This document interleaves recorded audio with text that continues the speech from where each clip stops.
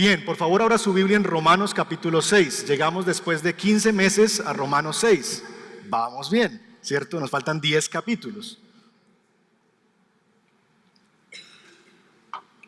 Romanos capítulo 6. Vamos a estar leyendo hoy la palabra del Señor desde el verso 1 hasta el verso 14. Romanos capítulo 6, versos 1 al 14.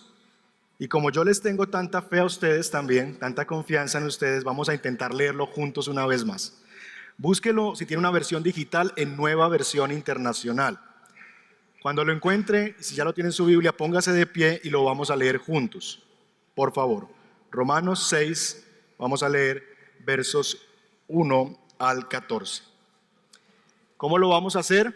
Yo voy a leer el verso 1, ustedes el 2, y así nos vamos a ir hasta que lleguemos al 14. ¿Estamos? Yo leo los impares, ustedes los pares. ¿Estamos bien ahí? Ok. ¿Podemos prender la luz del centro también estas? Para que la gente pueda, creo que ver ahí en el centro. Eso, está bien así. Gracias. Bien, Romanos 6, 1 al 14. Dice así: ¿qué concluiremos? ¿Vamos a persistir en el pecado para que la gracia abunde?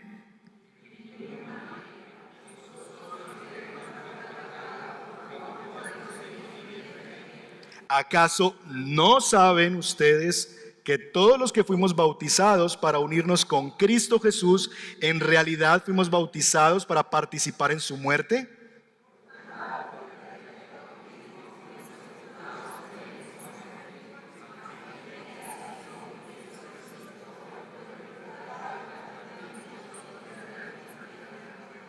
En efecto, si hemos estado unidos con Él en su muerte, sin duda también estaremos unidos con Él en su resurrección.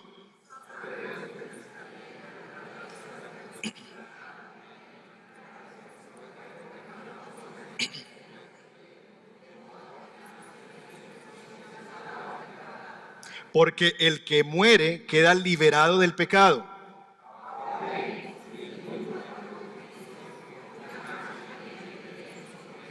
Pues sabemos que Cristo, por haber sido levantado entre los muertos, ya no puede volver a morir. La muerte ya no tiene dominio sobre él.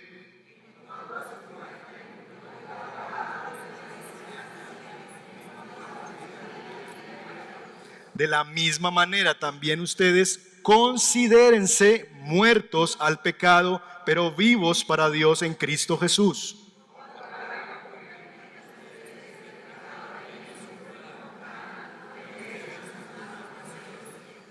No ofrezcan los miembros de su cuerpo al pecado como instrumentos de injusticia.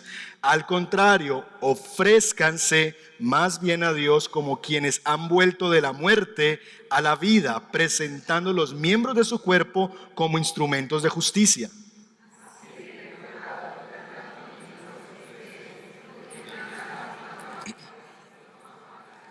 Padre, pedimos que hoy nos ilumines, Señor, nos permitas tener claridad en tu palabra, que podamos en nuestra mente y en nuestro corazón recibirla. Sabemos que no es posible comprender la Escritura si el Espíritu Santo no nos ayuda a hacerlo. Así que pedimos que tu Espíritu ayude al expositor, pero también nos ayude como oyentes a escuchar lo que tú tienes para esta mañana con nosotros. Pedimos tu bendición, Señor, y nos acogemos a tu cuidado. En Cristo Jesús. Amén. Amén. Bien, podemos sentarnos, gracias. Bien, esta porción, capítulo 6, verso 1 al 14, básicamente empieza Pablo con una objeción, y es: lo que ha venido hablando en el capítulo 5 pudiera llegar a generar la siguiente pregunta, y es: pues como somos salvados por la fe y por la gracia, entonces podemos vivir de cualquier manera, porque si no hay nada tan malo que yo pueda hacer para que me separe del amor de Dios y para básicamente perder lo que Dios me ha dado por gracia, entonces pues vivamos como queramos, ¿cierto? Pequemos, porque si lo que hace que la gracia sobreabunde es el pecado, pequemos más para que venga más gracia. Pablo responde a esa objeción y dice lo siguiente: lo que él va a decir es que debemos comprender algo, y es que no solamente nosotros hemos sido justificados en Cristo, sino que hay algo más. Nosotros nos hemos unido a Cristo. Y puesto que hemos sido unidos a Cristo, ya no debemos vivir en pecado. Ahora bien, el asunto que sigue tratando Pablo es qué implicaciones tiene esa unión con Cristo. Ya no solamente hemos sido justificados, sino que hemos sido unidos a Cristo. Y lo que viene después es a decirnos que esa unión con Cristo produjo tres cosas en nosotros. Nos va a decir que produjo una muerte al pecado que se manifiesta en el bautismo, particularmente se manifestó ese símbolo en el bautismo. Hemos sido muertos al pecado. Nos va a decir que eso nos debe llevar a nosotros a considerarnos así. Es decir, no solamente es un acto que pasó en un hecho histórico, en la muerte de Cristo, nosotros nos unimos a Él, sino que es algo que también yo mismo en mi identidad debo considerarme así. Debo verme como un nuevo potencial. Y al final nos va a decir que nosotros debemos también entonces tener un nuevo estilo de vida. Eso lo va a ver usted en su texto, y acompáñeme ahí, en el versículo 3, por ejemplo, diciendo, ¿acaso no saben ustedes? Versículo 9, pues sabemos que Cristo. Entonces la primera implicación es algo que el apóstol nos va a decir, tienen que recordar esto, sepan esto, tienen que saber esto, lo que ocurrió en su unión con Cristo. Pero eso nos debe llevar a un segundo paso, versículo 11, mírelo conmigo. También ustedes considérense, yo ya he muerto al pecado y me he unido con Cristo, pero ahora el segundo paso es, véase a sí mismo así, como que ya está muerto para el pecado. Y finalmente en el verso 13, la parte B, ofrézcanse más bien a Dios como quienes han vuelto de la muerte a la vida. Así que lo que el apóstol va a hacer en estos 14 versículos es mostrarnos una doctrina muy importante, que es la doctrina de la unión con Cristo. Hemos sido unidos a Cristo. ¿Eso qué nos lleva? Nos lleva a que debemos saber que al estar unidos a Cristo hemos sido cambiados, transformados, que al ser unidos a Cristo hemos muerto al pecado. 2, nos debe llevar a considerarnos, a vernos a nosotros mismos como muertos al pecado.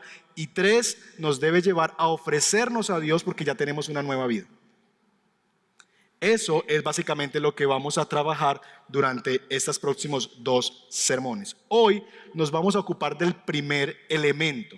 Vamos a tratar de entender lo que significa estar muerto al pecado en términos de lo que el bautismo nos dio en esa realidad, lo que el bautismo simboliza más bien de esa realidad. ¿Estamos ahí? Entonces, capítulo 6 introduce una pregunta. ¿Lo puede ver? La pregunta es, ¿qué concluiremos? ¿Vamos a persistir en el pecado para que la gracia abunde?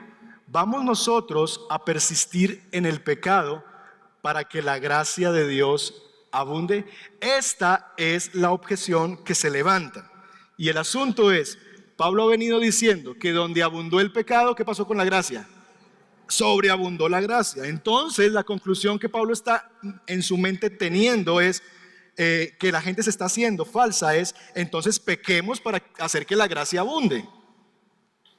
En otras palabras, si la justificación es por la fe, sin la mediación de las obras, es decir, yo no tengo que hacer nada para que Dios me salve, entonces podemos hacer lo que se nos da la gana, y es más, hagámoslo porque eso va a traer más gracia de Dios. Eso es básicamente lo que se está diciendo. Lo que la gente le está diciendo a Pablo es, Pablo, el evangelio que tú estás predicando entonces es, sigamos pecando para que la gracia siga viniendo. Ahora bien, no es la primera vez que a Pablo lo enfrentan con este cuestionamiento. En el capítulo 3 de Romanos, en el verso 8, a él le han dicho entonces, hagamos lo malo para que venga lo bueno. Le objetaron eso. Entonces lo que tú nos estás queriendo decir, Pablo, con la justificación por la fe es, entonces hagamos lo malo para que eso traiga lo bueno de Dios. Mis hermanos, la doctrina de la justificación, que es lo que hemos venido hablando en Romanos, por la sola fe y la sola gracia, ha sido atacada y mal interpretada, siempre. Y Pablo tiene que tomarse el tiempo para decir, momentico, eso no es lo que yo quiero decir. Porque podemos llegar a esa conclusión de que si yo soy salvado por la fe y por la gracia, entonces inmediatamente eso es una licencia para pecar y para hacer lo que a mí se me da la gana. Mire que no solamente Pablo tuvo que lidiar con esto, sino que también Judas en una de sus cartas nos va a mencionar lo siguiente. Dice así la carta de Judas en el capítulo 1, verso 4. El problema es que se han infiltrado entre ustedes ciertos individuos que desde hace mucho tiempo han estado señalados para condenación. Ya hablamos de eso sermón pasado. Son impíos que cambian, ¿qué cosa? En libertinaje la gracia de nuestro Dios y niegan a Jesucristo, nuestro único soberano y Señor. Estos hombres, dice Judas, han cambiado la gracia de Dios y la han convertido en libertinaje. De tal manera que ha sido una lucha siempre en el Nuevo Testamento y en la iglesia primitiva. Esa lucha de que predicar el evangelio de la gracia lleva inmediatamente a las personas a concluir entonces que estamos predicando libertinaje. Hasta nuestros días. Porque cuando hablamos de la gracia del Señor, de la salvación por la gracia, por la fe, todavía somos tildados de libertinos. Así que no me siento mal porque estoy viviendo las mismas aflicciones del apóstol Pablo como predicador. Y si eso lleva a personas a concluir eso, básicamente Pablo tuvo que tomarse el tiempo para responder a estas objeciones. Así que Pablo en el capítulo 6 tiene que responder a esa crítica, a esa objeción. Ahora bien, cuando usted escucha esta pregunta, ¿vamos a persistir en el pecado para que la gracia abunde? ¿Qué respondería? No, ¿cierto? Esto es una pregunta retórica, son de esa clase de preguntas que uno ya sabe la respuesta, es decir, no se está esperando que uno analice, no, ya se sabe la respuesta. Nosotros mismos también diríamos, no, eso no puede ser así, de ninguna manera, ¿verdad? Y Pablo lo dice, de ninguna manera, por supuesto que no, Dios nos libre de decir eso. El punto, mis hermanos, es que aunque nosotros también digamos, no, nosotros ¿cómo vamos a decir eso? Que la gracia de Dios puede ser tomada para seguir pecando. No. El punto es que funcionalmente muchos de nosotros sí vivimos así. Está, por ejemplo, el adolescente de 35 años que está en la casa diciendo, no, mamá, hoy día de la madre, no, mamá, es que yo quiero vivir la vida loca. Yo todavía no, mamá. Cuando sea más adulto, me arrepiento, Dios es bueno y me perdonará. Pero por ahora no, mamá. Cuando yo sea adulto, dice el adolescente de 35, me voy a arrepentir y entonces voy a buscar a Dios. ¿Has escuchado eso alguna vez? Gente que razona así, piensa así. Lo primero es, mi amigo o mi amiga, ya eres adulto, aunque no te veas a sí mismo. Ya eres adulto o adulta. Y número 2, ¿quién te asegura a ti que llegarás a mañana? Que no te pase lo del pollito. Tú no sabes cuándo va a pasar. De tal manera que muchos de nosotros muchas veces tratamos de razonar esto así. Pero piensa en tu propia realidad. Tú no eres adolescente de 35, pero seguramente tú y yo hemos llegado a pensar alguna vez esto. Consolándonos por nuestro pecado, diciendo cosas como, ay, yo sé que lo que voy a hacer está mal, pero yo sé que Dios me va a perdonar. Porque Él es tan grande su amor, tan grande su misericordia, tan grande su bondad, que yo sé, yo voy a hacer esto, pero yo sé que Él me va a perdonar. Así que pequemos y recemos y entonces empatamos, ¿cierto? Yo el viernes y el sábado en la noche me desenfreno y el domingo vengo aquí y levanto mis manos, oro, escucho la prédica y como que ya empaté. Listo, Dios, vamos empatados. Y eso es básicamente la vida que muchos de nosotros podemos llegar a vivir. Ahora bien, considere lo enfermo que es eso. Considerar el profundo, pleno, real amor de Dios por el que estuvo dispuesto a morir en una cruz, a enviar a su hijo, madres que están aquí, a enviar a su hijo a morir en una cruz por una sarta de pecadores que están pensando en irse a hacer lo que se les da el antojo y a ofenderlo para luego venir a pedir perdón. Concluir que la gracia del Señor, que el amor de Dios por ti en la cruz, y concluir que por eso le vas a ofender, eso es enfermo. Es como decir que yo tengo una esposa que es respetuosa, sumisa, cuidadora de sus hijos, trabajadora, que me consiente, me hace masajes, me valora, me aprecia, me aguanta. Entonces, por todas esas razones, le voy a ir a poner los cachos. ¿Cómo la ven? ¿Les parece una conclusión lógica? Como ella es tan linda, me tiene tanta paciencia, me aguanta tanto, pues ¿qué más da? Vamos a ponerle los cuernos. Ponlo en el sentido de Pablo o del predicador que está enseñando. Enseñar la gracia del Señor. Enseñar que Dios es amor, que nada me puede separar del amor de Dios, que su amor es firme, que Él permanece fiel aunque nosotros seamos infieles. Decir que quien predica eso está predicando libertinaje no es otra cosa sino enfermedad. Porque lejos está de decirse eso. Sería como considerar que quien tiene esa esposa, entonces, básicamente se le está dando un permiso para ir a vivir una vida desenfrenada. De ninguna manera, diría el apóstol Pablo. Ahora, ¿por qué no es así? ¿Por qué no podemos llegar a esa conclusión? Pues si la justicia es por la fe y por gracia, y si en mi pecado abunda la gracia, ¿por qué no puedo seguir pecando tranquilo? Si yo sé que en mi pecado va a abundar más gracia de Dios, y Él más me va a perdonar, y Él más va a mostrar misericordia. ¿Por qué no puedo seguir pecando tranquilo entonces? La respuesta la encontramos en el versículo 3. Vaya en su Biblia y lea conmigo el verso 3. ¿Acaso, y miren aquí el asunto, parece que es un asunto como de ignorancia, ¿acaso no saben ustedes que todos los que fuimos bautizados, ¿para qué? Unirnos con Cristo Jesús, en realidad fuimos bautizados para participar en su muerte. Mis hermanos, la razón por la que hablar de la gracia y el haber sido rescatados por la gracia de Dios no es una invitación a una vida desenfrenada, es porque no solamente en Cristo hemos sido justificados, perdonados, redimidos, sino que, número 2, hemos sido unidos a Él. Déjeme ilustrarle eso de la siguiente manera. Santiago, ¿puedes venir aquí, por favor? Santiago será hoy nuestro modelo. Esto no estaba organizado. ¿Es alguien del público, voluntario? No, mentira. Imagínese, Santiago es Jesús, supongamos eso. Tiene hasta barba, tiene Santiago hoy. Supongamos que Santiago es Jesús.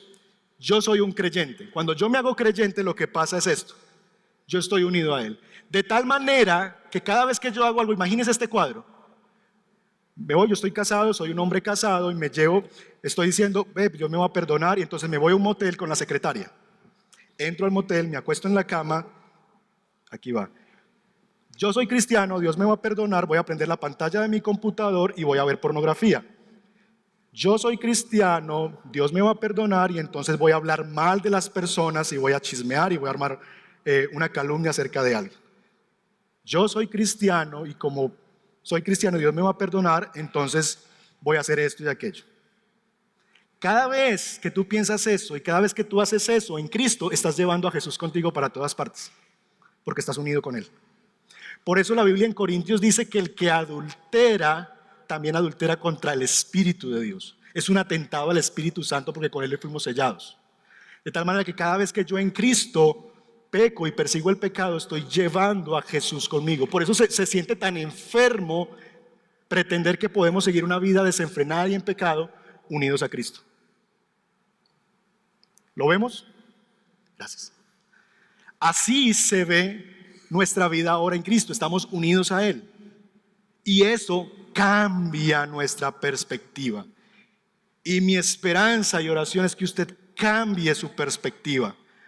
Y que cada vez que usted vaya a hacer algo que sabe que no le agrada a Dios, piense, aquí va Jesús conmigo, aquí va Jesús conmigo. Él va a entrar a ese lugar, Él va a hacer esto, Él va a decir estas palabras. Él me va a escuchar hacer esto, Él me va a escuchar decir esto, Él me va a ver hacer esto. Nosotros estamos unidos a Cristo. Y cada vez que nosotros pecamos a sabiendas, lo hacemos en esa realidad, unidos a Cristo. Por eso la Biblia habla también de que nosotros entristecemos al Espíritu Santo. El Espíritu Santo nunca se va del creyente, pero tú sí lo puedes contristar, entristecer. Y cada vez que tú vives como no de vivir único de Dios, Él se pone triste, Él se contrista, porque es que tú lo estás llevando. Y Él está ahí al lado como diciendo, ¿dijiste todo eso? ¿Hiciste eso? Estando yo aquí de frente a mí. Eso nos debe cambiar la perspectiva. Un creyente que ha sido rescatado por el Evangelio de la gracia se ha unido a Cristo. Esto, según el pasaje, implica que ha muerto al pecado. ¿Lo ven? Versículo 2. De ninguna manera, nosotros que hemos muerto al pecado, ¿cómo podemos seguir viviendo en él? Ahora, lo que Pablo va a hacer en adelante es mostrarnos en 3 pasos lo que significa estar muerto al pecado. Muerto al pecado en cuanto a la realidad de mi identificación con Cristo, en un acto que Él hizo y que yo represento en el bautismo. Mi identificación o mi muerte en Cristo en cuanto a que yo me considero muerto al pecado. Y 3, muerto al pecado en cuanto yo vivo como alguien que ya murió y ahora vive otra persona. Y eso es lo que Pablo nos va a llevar. En otras palabras, mis hermanos, debido a mi unión con Cristo, el creyente o yo he muerto al pecado. Número 1. Número 2, tengo un nuevo potencial. Y número 3, tengo una nueva vida. Y esto, aquí el orden de los factores se altera el producto. Debemos conservarlo en su debido orden, porque tú no puedes tener una nueva vida hasta que no entiendas que has muerto al pecado. Y tú no puedes tener un nuevo potencial hasta que no entiendas que has muerto al pecado. El orden es indispensable. Hoy nos vamos a ocupar de esta realidad. Hemos muerto al pecado. Ahora bien, debemos saber, mis hermanos, que por la obra de Cristo, según lo que el pasaje nos está enseñando, nosotros hemos muerto al pecado, por lo que no tiene sentido seguir viviendo en él. Ahora bien, ¿qué significa eso de que hemos muerto al pecado? ¿Significa acaso que el cristiano no peca? Y entonces, si yo peco siendo cristiano, lo que estoy mostrando es que todavía no he nacido de nuevo, es que todavía no estoy en Cristo. Yo diría, como Pablo, de ninguna manera.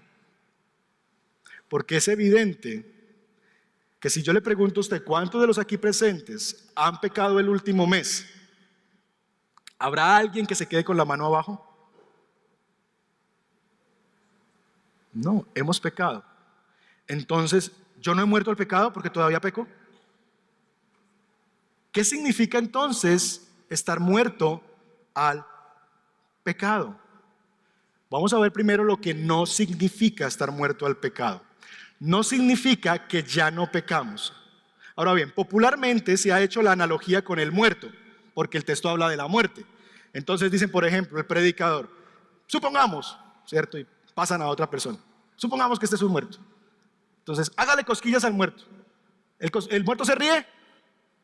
No. Entonces, de la misma manera, si tú estás muerto al pecado, tú ya no tienes una sensibilidad hacia el pecado. Ya tú no deseas pecar, ya tú no quieres pecar porque tú has muerto y los muertos no hacen nada. Entonces, ya cuando el pecado venga a tu vida, te venga a ejercer estímulos, tú ya no, porque un muerto no peca y tú estás muerto. Tiene sentido, ¿verdad? El tema es que si ese fuera el caso, no tendría sentido que en los versos 12 al 14 de Romanos 6 se nos pide a nosotros que no permitamos que el pecado reine en nuestro cuerpo, ni que obedezcamos a sus malos deseos. No tendría sentido que nos diga que no ofrezcamos nuestros miembros al pecado, sino más bien hagamos esto. Es decir, si eso fuera así, ¿para qué Pablo les va a pedir algo que es imposible o que no es necesario? Pero lo que Pablo está diciendo en versos 12 al 14 es que sí es posible que yo pueda como creyente estar ofreciendo mi cuerpo como instrumento de la injusticia y del pecado. Sin embargo, la invitación es no lo hagan. De tal manera que no puede significar eso, no significa que ya no peco. Esta analogía de la muerte o del muerto debe tratarse con cuidado como todas las analogías. Todas las analogías son peligrosas. Piensen en la siguiente. Jesús dijo que todos nosotros deberíamos ser como niños, ¿verdad? Ahora bien, lo que Jesús está diciendo es que nosotros debemos ser tan egoístas, inmaduros como lo es un niño. Es una invitación de Jesús a que sea inmaduro y egoísta como un niño? No, ay no, los niños no son egoístas. ¿Es eso una invitación para eso? No. Lo que Jesús está diciendo allí es otra cosa. De la misma manera, estar muerto al pecado necesariamente no implica que ya no lo deseamos o no lo hacemos. Lo que debemos tratar de entender es qué implica este texto o esta analogía en el texto. Pues si lo que entendemos nosotros de este texto es que ya yo soy inmune al pecado y yo ya no peco, me puede llevar a dos cosas. Número uno, al desánimo. Ah, no, entonces yo no estoy en Cristo. Yo no soy cristiano, porque pues yo todavía ayer traté mal a mi esposa y le dije unas palabras deshonestas y me dolió con todo mi corazón y sé que no lo debía haber hecho y pedí perdón a Dios y todo, pero lo hice. Entonces yo no soy un creyente porque yo todavía peco. Ayer se me cruzó un mal pensamiento por mi cabeza, entonces yo no soy creyente porque yo no estoy muerto, estoy vivo y mi pecado todavía está vivo. Yo no he muerto al pecado. Me puede llevar a esa conclusión y desanimarme y decir, ah, no, entonces yo no sirvo. Si peco es porque no soy creyente. O me puede llevar al fariseísmo y a la hipocresía, llamando error o falta de carácter a lo que en realidad es pecado. No, yo no peco, yo cometo errores. Ay, qué belleza, ¿cierto? Yo no peco, yo tengo faltas de carácter. Hipocresía. Porque finalmente te va a llevar, como no puedes decir que pecas porque en tu teología estás muerto al pecado y muerto es que ya no pecas, entonces tú te vas a inventar una nueva estructura que se llama errores o faltas de carácter. Entonces, la pregunta es, ¿cómo entender esto de estar muerto al pecado? Pues lo podemos entender como el texto nos lo presenta en su contexto. Mire conmigo el versículo 10, por favor. Si no, véalo ahí en pantalla. Aquí está hablando de Jesús y sigue el mismo argumento. En cuanto a su muerte, hablando de la muerte de Jesús, murió al pecado una vez y para siempre, y en cuanto a su vida, vive para Dios. Ok, tenga eso en su mente y está resaltado en rojito. Jesús murió al pecado, eso dice el texto. Si la implicación de morir al pecado fuera que Jesús murió al pecado y entonces por eso ya no peca, quiere decir entonces que antes sí. Si él murió al pecado es porque antes estaba vivo para el pecado. Si fuera esa la implicación. Y obviamente no es lo que la Biblia enseña. Lo que dice el texto es que Jesús llevó sobre él la condenación por el pecado. Él murió al pecado. Él pagó la pena, la muerte que merecía el pecado. Porque la paga del pecado es muerte. Una vez y para siempre. De tal forma que ya el pecado no tiene nada que cobrarle a Jesús porque Él lo pagó todo en esa muerte en la cruz del Calvario. En una ilustración, el pecado es como un cobrador, un chepito, un gota a gota. Y el pecado viene a cobrarnos todos los días. Y el asunto es, miren, ya Jesús murió al pecado. Él ya pagó esa deuda y no tienes que volver pecado a cobrarle, porque Él ya la pagó una vez y para siempre. Decimos nosotros en lenguaje coloquial, maté esa deuda. Maté la culebra, ¿cierto? Maté la deuda. Y maté la deuda es, he muerto para la deuda. Ya la deuda no tiene poder sobre mí, ya la deuda no me puede ser cobrada. El pecado es un cobrador y Jesús ya le pagó.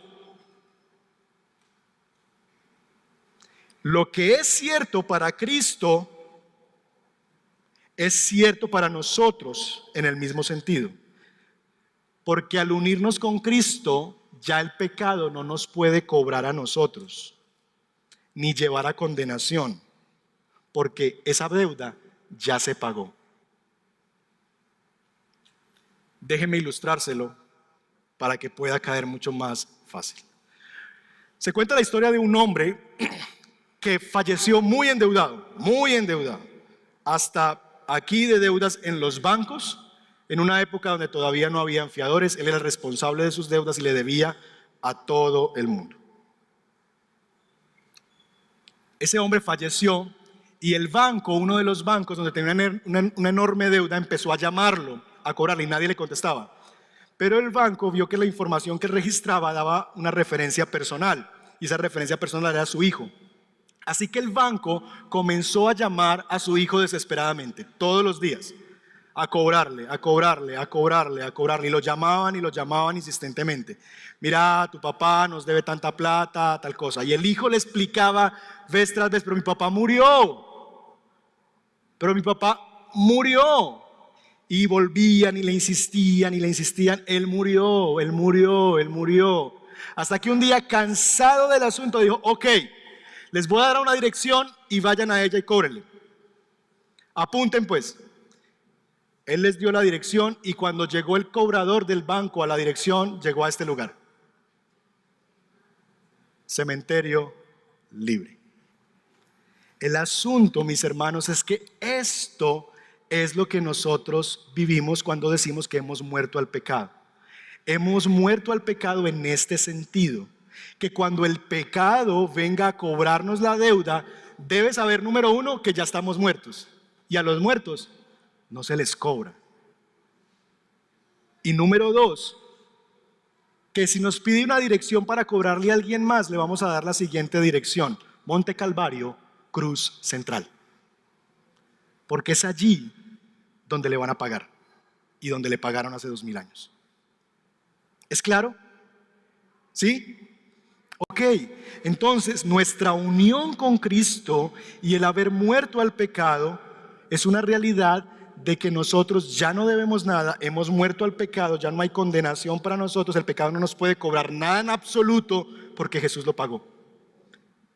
Y a los muertos no se les cobra, el pecado no me puede cobrar nada a mí porque yo ya estoy muerto a su condenación, a su deuda, Él ya la pagó. Y número dos, que si a alguien ha de cobrarle, tiene que dirigirse a la cruz del Calvario, a la cruz central. Ahora bien, lo que el texto nos va a enseñar es que esa unión con Cristo es representada en el bautismo. Y el texto nos habla del bautismo. El bautismo que Pablo trata aquí es el bautismo en agua. Y si usted está por primera vez o lleva muy poco tiempo en la congregación, debe saber que los cristianos nos bautizamos en agua, ¿cierto? A diferencia de la iglesia tradicional, que cree que el bautismo salva, el niño, si usted no lo bautiza, se lo va a llevar el demonio, mija, bautícelo rápido, ¿cierto? Porque se va a condenar el muchachito si se muere. El bautismo en la fe católica otorga salvación. El niño se convierte en un hijo de Dios en el bautismo. Nosotros los cristianos no creemos eso. Nosotros creemos que lo que nos une a Cristo es la fe. Ahora bien, eso se representa en un acto que llamamos bautismo, porque si un rito nos salvara, ya no es la fe, es un rito. De tal manera que entendemos que es la fe la que nos salva. Así que más bien, para nosotros, el bautismo representa nuestra unión con Cristo en su muerte, sepultura y resurrección. El punto es que una vez nos unimos a Jesús mediante la fe, damos un paso más. Ya estoy unido a Cristo, ya Él está conmigo porque yo he creído en Él, porque Él me ha salvado, me ha dado la fe, yo me he arrepentido de mis pecados, he venido a Él, Él me ha salvado y ahora he sido justificado y he sido unido a Cristo con Él. Me he sido unido a Cristo por medio de la fe. Paso número 2, tomo un símbolo de identificarme pública y personalmente con Jesús y su obra. Y esto es lo que llamamos el bautismo en agua. Una identificación con esa obra de Jesús. Es, entre otras cosas, esa es la razón por la que nos llamamos a esta iglesia una iglesia bautista. Eso era un apodo que nos tenían, un remoquete, ¿cierto? Porque se burlaban de nosotros porque en la primera etapa de la iglesia protestante, la Reforma, todavía se bautizaba por aspersión y a los niños. Y hay unas iglesias todavía cristianas que lo hacen, como los presbiterianos. Pero el tema es que los bautistas dijeron, no, nosotros creemos en el bautismo ya de creyentes, número 1, y número 2, de adultos, no de niños, porque el adulto es el que puede tener conciencia de su unión con Cristo. Por eso nos llamamos nosotros bautistas, entre otras cosas. ¿Estamos? Lo que Pablo va a hacer entonces es mostrarnos cómo esa identificación se da en el bautismo en 3 movimientos que hay en el bautismo. Cuando una persona se bautiza, y si usted ya se ha bautizado, recuerde esto, y si no lo ha hecho, mi ánimo es para que usted lo haga. Usted se está identificando primero con la muerte de Cristo, versículo 3. ¿Acaso no saben ustedes que todos los que fuimos bautizados para unirnos con Cristo Jesús, en realidad fuimos bautizados para participar en su muerte? Hemos sido unidos a su muerte. Como veíamos, hemos sido en su muerte unidos en el sentido de que hemos muerto y hemos quedado libres de la deuda. y que al morir Jesús en la cruz del Calvario, Él pagó la deuda. Así que hay dos conclusiones. Número uno, no se le cobra a un muerto. Y número dos, al morir Jesús pagó la deuda por mí. Esa deuda no quedó en el aire, alguien la pagó y la pagó Jesús. Cuando el creyente entra al agua para bautizarse, está expresando eso al ser sumergido. Estoy participando de la muerte de Cristo. Y eso quiere decir que yo ya no debo nada, que no hay deuda en contra mía, que soy libre y soy justo en su muerte. Que todo lo que Él ganó, lo ganó también para mí como mi representante federal. Que si Él en la cruz del Calvario murió para que muriera una sola vez y para siempre, es para que yo no muera más. Que si Él pagó por los pecados, es para que ya yo no los pague más.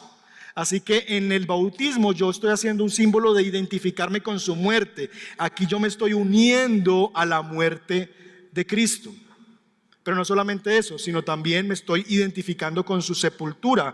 Versículo 4. Por tanto, mediante el bautismo fuimos sepultados con Él mediante su muerte. El bautismo, mis hermanos, también expresa o simboliza que nuestra vida anterior ha terminado. Allí yace un muerto. Esa vida que antes llevábamos sin Cristo ha concluido. Y esos segundos que permanecemos debajo del agua, o ese segundo, 2 segundos, depende de la maldad del predicador y del que bautiza, esos segundos que usted permanece debajo del agua significa que allí queda una persona y que la que va a salir de allí es otra, una nueva, con una nueva identidad, un nuevo poder, un nuevo potencial. Nuestra unión con Cristo, simbolizada en el bautismo, es que hay una novedad de vida, que allí ha quedado enterrado el hijo de Adán y que ha nacido una nueva criatura, un hijo de Dios. Bien ha dicho Vaughan que nuestro bautismo es una especie de funeral, porque nos identificamos con un muerto y con un sepulcro. Pero no solamente eso, sino que hay un tercer movimiento en el bautismo, y es el movimiento de la resurrección. Versículos 4 y 5. La última parte, a fin de que así como Cristo resucitó por el poder del Padre, también nosotros llevemos una nueva vida. Verso 5, en efecto, si hemos estado unidos con Él en su muerte, sin duda, también estaremos con Él en su resurrección. Y en el bautismo estoy simbolizando dos realidades. Primero, que el bautismo es una muerte con resurrección, es un funeral con resurrección. Aquí está muriendo una persona y la que se levanta es una nueva persona. En este sentido, yo he nacido de nuevo, tengo una nueva vida. Por lo tanto, como la persona que ha salido de allí es nueva, es inconcebible que el que ahora está en Cristo viva esclavo del pecado. Es básicamente como un asunto de me estoy levantando de entre los muertos. Y cuando la persona sale así, como saliendo de ese lugar, sale como con gozo, con regocijo, sonriendo y ve las luces y la gente cantando a su alrededor. ¿Por qué? Porque es casi que una bienvenida a una nueva vida. Es la bienvenida a una persona que tiene ahora una nueva identidad y un nuevo potencial. Eso significa la resurrección. Y en el bautismo yo nazco para una nueva vida. Es un símbolo, una representación de que ya yo no soy aquel que fui antes. Yo tengo una nueva vida, soy otra persona, aún el nombre me fue cambiado, ¿cierto? Tengo una nueva realidad. Ya no me llamen así, ahora soy tal, ¿cierto? En una analogía hermosa de la Escritura. Y el tema es que allí yo nazco a una nueva vida, pero también allí yo me identifico con la resurrección de Cristo. Porque si Cristo resucitó, mis hermanos, también nosotros resucitaremos en el día postrero. Dice 1 Corintios capítulo 15, verso 20, sin embargo, Cristo resucitó. Esto nos enseña que también resucitará a los que murieron. Así que no solamente hay una nueva vida, sino que hay una esperanza de que cuando Él venga, yo voy a resucitar también con Él y estaré con Él para siempre. La bienvenida a una nueva persona con una nueva identidad. ¿Cómo podemos concluir esta mañana? Básicamente dos cosas. Primero, que el creyente no solamente ha sido justificado, sino que también ha sido unido a Cristo en su muerte, en su sepultura y en su resurrección, lo que ha manifestado en su bautismo. Ese creyente, esa nueva persona que ya está en Cristo, está unida a Cristo y Jesús está al lado de él todo el tiempo. Es más, está dentro de él. está en Él por el Espíritu Santo. De tal manera que ya tengo una nueva realidad dentro de mí. Y eso lo he expresado a través del bautismo, donde al bajar al agua simbolizó ¿qué cosa? Que he muerto, que cuando estoy sumergido allí por unos segundos, que he sido sepultado, y que cuando salgo de allí sale una nueva persona, un nuevo hombre, una nueva mujer, un hijo de Dios. Y en segundo lugar, por lo tanto, ya que eso ha sido una realidad para nosotros, es inconcebible que quien ahora está en Cristo viva aún esclavo del pecado. Quien vive de esa manera no ha entendido el Evangelio. Porque no ha entendido que no solamente ha sido justificado, sino que se ha unido a Cristo. Y no ha entendido que Él ya está muerto a la condenación. Y básicamente lo que veremos la próxima semana es que no ha entendido el Evangelio porque no solamente es una realidad en la que tú te uniste en un acto como el bautismo, sino que también es una realidad porque Dios, que te salvó y te rescató y te unió a Él, también te ha dado un nuevo potencial para que tú seas una nueva persona. De tal manera que no se trata solamente de que Dios me pida que yo viva una clase de vida que no puedo, no. Él te ha dado al Espíritu Santo dentro de ti, Él mismo habita dentro de ti, la palabra de Dios para que tú puedas llegar a vivir la clase que Él quiere, la clase de vida que Él quiere. Y de eso nos vamos a ocupar la siguiente semana. Por ahora, vamos a aterrizar esto en algunas implicaciones. ¿Qué significa esto para nosotros en la práctica? Primero, ¿entiendes que has muerto al pecado? ¿Que nadie te puede cobrar? Porque no se le puede cobrar a un muerto. Ahora bien, saber eso, saber que has muerto al pecado en el mismo sentido que Jesús murió al pecado, pagando por Él y estando ya muerto, le pagó completamente al pecado y lo que Él ganó, lo ganó para ti, y tú en tu unión con Él tienes todos los beneficios que Él alcanzó, y es deuda saldada, deuda perdonada. ¿Eso te impulsa a pecar? En lugar de dolerte al pecar. Si eso es así, si el saber que has muerto al pecado y que nadie te puede cobrar te impulsa a pecar en vez de hacerte doler tu pecado, entonces, mi querido amigo, tienes un gran problema. Y ese problema es: no has entendido el Evangelio. Pero pastor, es que no puedo, el pecado me domina. Eso no es cierto. Porque quien ha muerto al pecado ha sido liberado del dominio del pecado. Y de eso vamos a hablar la siguiente semana. ¿Cómo es que Dios nos liberó de la esclavitud, del dominio del pecado? De eso nos ocuparemos la otra semana. De tal manera que si estás viviendo así, y si saber que Dios te perdona y te ama es una licencia para ti de hacer lo que se te da la gana y vivir en contra de Dios, mi amigo, revisa tu fe. Mi amiga, revisa tu fe, porque no has entendido el Evangelio. Es tan enfermo eso como el que dice que porque tiene una esposa muy sumisa, muy amorosa, muy paciente, muy hermosa, buena mamá, que me consiente, que me cuida, entonces, conclusión, le voy a poner los cachos. Misma conclusión. Concluir que has sido perdonado en Cristo, que ya nadie te va a cobrar, que la deuda ha sido perdonada y que eso te lleve a pecar y a deleitarte en el pecado, es así de enfermo. Estás mal. 2. ¿Te has identificado con Cristo personal y públicamente a través del bautismo? Estamos abriendo curso de bautismo. No es concebible un creyente que no se haya bautizado, porque básicamente el bautismo es la identificación de algo que ya es verdad en mi vida. El bautismo no me salva, el bautismo es una expresión pública, personal, de que yo ya he creído. Es como el anillo de bodas. Cuando usted se casa, no se casa para amar a su esposa. Usted se casa porque ya la ama. Eso esperaríamos. Que si nos casamos es porque ya hay un afecto. Usted hace esto para un símbolo, una señal de que usted va a hacer ese compromiso para siempre. Y esto es un recordatorio de eso. El bautismo es un símbolo público, personal, en que yo he dicho: ya Jairo no vive. Jairo murió hace algunos meses, hace algunas semanas, y ha nacido una nueva persona. Dios está en mí, soy su hijo, y yo me voy a bautizar porque creo que esa es mi verdad, esa es mi realidad.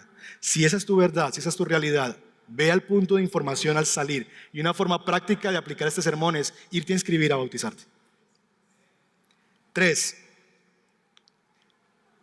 ¿Qué hiciste con Cristo la última semana? ¿A dónde lo llevaste? ¿Qué vieron tus ojos con Él? ¿Qué hablaste frente a Él? ¿Qué pensaste con Él?